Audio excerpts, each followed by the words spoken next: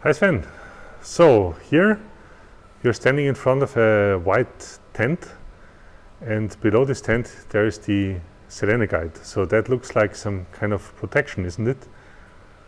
That's right. As you can see, we're standing here on a construction site, and at the same time we have to set up vacuum components.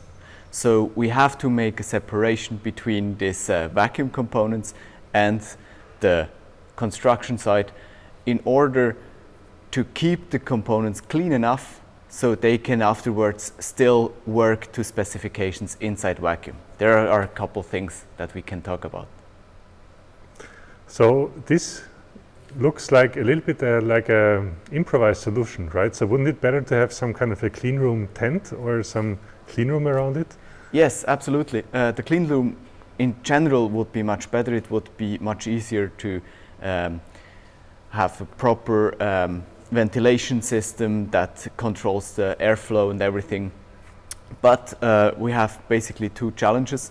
One is the environment that we are in is constantly changing, so it's much easier to have a simple tent structure and put plastic sheets over it.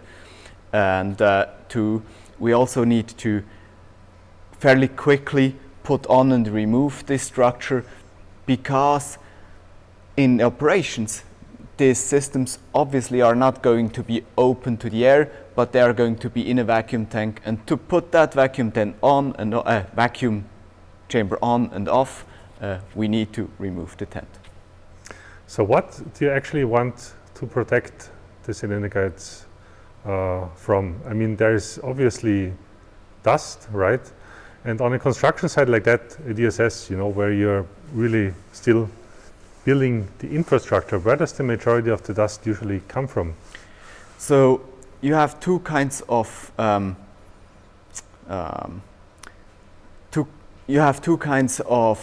dirt that you want to avoid. One are actual dust particles, so that those might be concrete dust that comes from drilling or other tasks that happen here on site.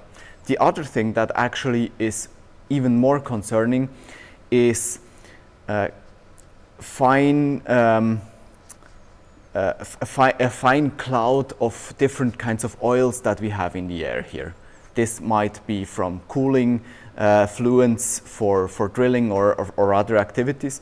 And this oil is not really a problem when we are at